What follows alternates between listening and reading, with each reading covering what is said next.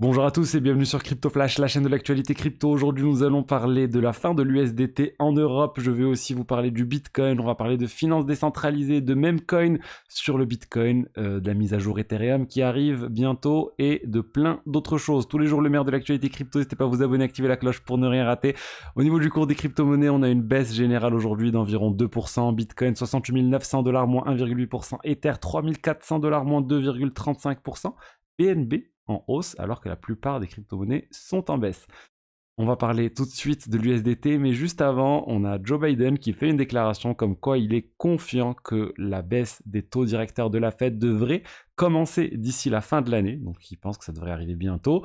On Initialement, le marché s'attendait à plusieurs baisses sur l'année 2024. Petit à petit, la date de la première baisse est en train vraiment de shifter. Elle est en train de plus en plus se décaler vers la fin de l'année. Donc on va voir si Joe Biden a raison et que ça va vraiment arriver. Pour lui, l'inflation a beaucoup baissé. Et du coup, la Fed devrait tout simplement faire baisser ses taux directeurs et permettre potentiellement une envolée des actifs risqués tels que les crypto-monnaies. Parlons maintenant de l'USDT et du coup de Tether. Dans une interview à The Big Whale, Paolo Ardoino, je ne sais pas comment on prononce exactement, le CEO de Tether vient de confirmer qu'ils abandonnaient complètement l'Europe. Ils lui ont posé la question, clairement, est-ce que vous laissez tomber l'Europe? Est-ce que vous abandonnez l'Europe? Il dit effectivement, ils abandonnent l'Europe parce qu'il est assez pessimiste concernant le développement de la crypto en Europe et surtout vis-à-vis du règlement européen MiCA qui met en place des contraintes trop fortes sur les stablecoins de taille systémique tels que Tether. Il exige ce nouveau règlement que les émetteurs de ces stablecoins mettent 30% de la réserve dans une banque, que ça soit placé dans une banque, et même jusqu'à plutôt 60% pour les stablecoins systémiques tels que Tether dans une banque. Pour les stablecoins, on va dire les petits stablecoins, on parle de 30% et 60% pour Tether. Mais si ce cash est posé dans une banque, premièrement, ça ne rapporte pas de l'argent à Tether qui génère plusieurs milliards de bénéfices annuellement en les plaçant sur les bons du trésor. Donc là, déjà, c'est un manque à gagner pour eux, mais c'est pas pour ça le problème. Ils disent, eux, il y a plus un risque lié à la faillite des banques. Imaginez qu'il y a un problème comme on l'a eu dernièrement avec l'USDC où une banque fait faillite, et ben il y a un gros risque s'il y a 60% des fonds qui sont bloqués dans une banque. Il y a aussi les problèmes liés au retrait des banques. Il peut y avoir des quotas, voilà, des limites. Mais bon, honnêtement, la vraie raison, c'est qu'ils n'ont aucune envie de perdre quasiment 60% de leurs bénéfices parce que si c'est mis dans une banque, ça veut dire que c'est pas dans des bons du trésor qui rapportent 4-5% annuellement et du coup ça ne les intéresse pas du tout. Ils disent que la plupart de leurs clients de toute façon ils parlent de l'Asie, ils parlent du Moyen-Orient, etc.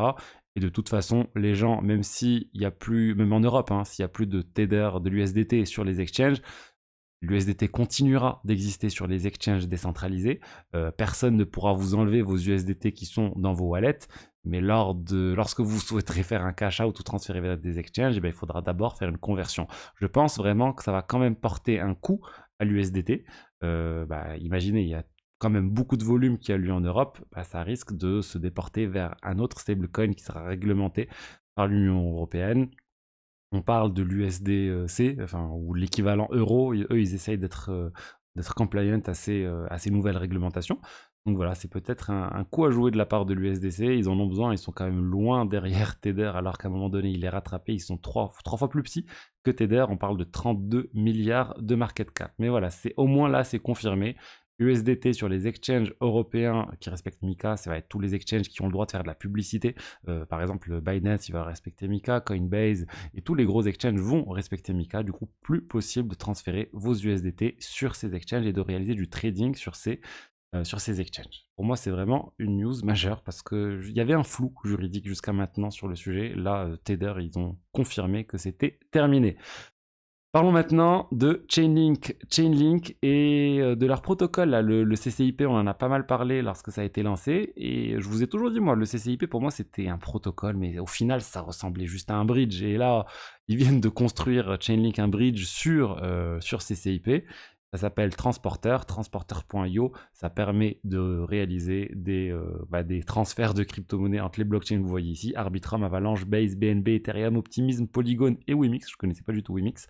Et vous pouvez transférer des assets, du coup, des actifs directement de ces divers blockchains vers d'autres blockchains. Ça vous donne le temps, c'est très simple d'utilisation. Et voilà, c'est comme ça aussi que Tether est en train, enfin plutôt que Chainlink est en train de générer davantage de revenus parce qu'ils vont prendre des frais. C'est une diversification importante de Chainlink. Jusqu'à maintenant, ils étaient surtout connus pour leur Oracle. Ils ont bien sûr d'autres produits d'automation pour les développeurs sur la blockchain, sur la smart contract. Mais voilà, jusqu'à maintenant, on va dire le Chainlink Oracle, c'était leur produit phare. Petit à petit, s'ils arrivent à développer Transporter, ça pourrait devenir le produit phare de Chainlink et ce qui pourrait rapporter de l'argent au final à ceux qui stake des tokens Link. Rapidement, je voulais vous rappeler qu'il y a toujours les 10 euros gratuits à obtenir sur Bitvavo. Vous avez le lien dans la description. Il faut finaliser tout le processus d'inscription. Vous déposez 10 euros et ensuite vous obtenez 10 euros pour en faire ce que vous voulez. Vous trouvez toutes les infos dans la description. Ensuite, on va parler de finances décentralisées sur Solana avec MarginFi. MarginFi, c'est le bazar chez MarginFi. On a le CEO de MarginFi qui vient de démissionner. Il a quitté le projet. Il est un peu rage quit. Il en a eu assez. Un certain nombre de polémiques qu'il y avait. Il a tout quitté et il a dit limite, moi, les tokens, etc., ça m'intéresse pas. J'en ai assez. De toute façon, à l'entendre, il a même pas vraiment d'argent. Il revient à zéro. Ah bon, il laisse tomber tout ça et ça profite aux concurrents de MarginFi. On a Camino.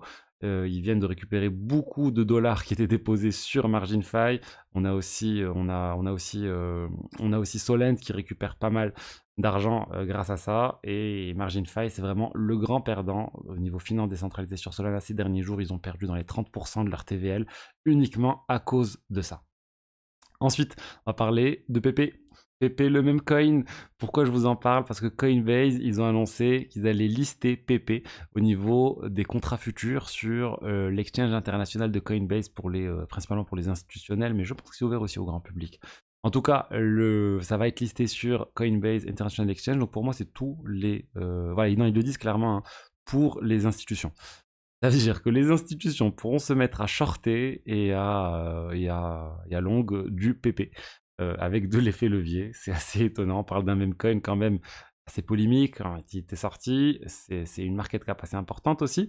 Mais voilà, c'est je pense, un gros coup pour PP pour vraiment donner plus de crédibilité à ce token. Ils avaient listé dernièrement pas mal d'autres cryptos. Je crois qu'ils avaient annoncé Ordi, ils avaient annoncé WorldCoin. Enfin bon, ils commencent à lister pas mal de tokens sur cet exchange. Ensuite, je voulais vous parler d'Ethereum et de la prochaine mise à jour qui s'appelle Pectra. Ça va être une mise à jour qui va inclure plein de petites mises à jour assez simples à mettre en place. Il n'y aura pas de grosses mises à jour comme le Proto-Dunk Sharding la dernière fois. Il va y avoir vraiment plein de petites mises à jour. Il va y avoir pour les stakers où ils vont pouvoir staker plus que 32 Ethers dans un seul validateur, mais aussi plein de mises à jour qui vont faciliter les transactions pour les utilisateurs qui utilisent des wallets MetaMask classiques, des EOA, des wallets, on va dire, qui ne sont pas des smart contracts. Ça va faciliter les choses. On pourra faire du batching de transactions. Donc, vous allez pouvoir signer plusieurs transactions en une signature. Ça va vous faire économiser des frais de gaz. Vous pourrez pas, par exemple, faire l'approval et le transfert en une seule transaction. Il y a pas mal de choses qui vont faciliter les transactions sur Ethereum. C'est une bonne chose. L'interaction, enfin, l'UX va être amélioré. L'user experience, c'est quelque chose de très bien pour Ethereum, mais c'est aussi quelque chose qui va être petit à petit copié sur les divers blockchains qui ont forqué Ethereum. Et il y en a énormément. La plupart des blockchains, c'est bien, on va dire, pour l'expérience utilisateur sur toutes les blockchains. Donc voilà, on continue d'avoir des évolutions sur Ethereum. Ils ont toujours un rythme assez élevé. On parle, je pense, au moins jusqu'à un hard fork par an, voire plus. Donc voilà, c'est à l'opposé de la politique du Bitcoin où ils évoluent le moins possible. Mais petit à petit, la stratégie, il ne faut pas oublier que pour Ethereum, c'est petit à petit de se mettre à jour aussi le moins possible. Ils sont en train de mettre en place le plus de mises à jour pour ensuite arriver à un socle qui va être assez solide et qui ne sera pas mis à jour très régulièrement. Mais bon, on n'y est pas encore. Je pense que dans quelques années, on devrait avoir un réseau Ethereum qui ressemble au réseau Bitcoin aujourd'hui avec très peu de mises à jour et la plupart des innovations qui seraient sur les solutions de niveau 2. Pour finir, je voulais vous parler de Memcoin sur le Bitcoin. Et on a ce projet là, BRC20, les pups qui est en train juste de décoller. Regardez, on peut voir sur CoinGecko dans la catégorie BRC20. Les pups, on vient d'avoir une hausse de 37,6% en 24 heures et en une semaine 957%. Qu'est-ce qui se passe autour de ce projet? En fait, c'est un projet BRC20, c'est même un projet NFT, il me semble, initialement. Enfin, on va dire sur Ordinals. Et là, ils ont annoncé qu'ils allaient faire une migration sur Rune, le prochain protocole qui arrive sur le Bitcoin prochainement aussi. Je vous en ai parlé, c'est arrivé au halving, lancé par le créateur d'Ordinals, qui est Siro Darmor. Et du coup, bah, les gens sont en train de se positionner sur les runes comme ils peuvent. Il y a pas mal de projets qui sont en train d'annoncer des prochaines conversions en runes ou des airdrops de runes pour les détenteurs des NFT. Plein de choses qui se passent, beaucoup de spéculation, beaucoup de risques. On est en train de parler de meme coin.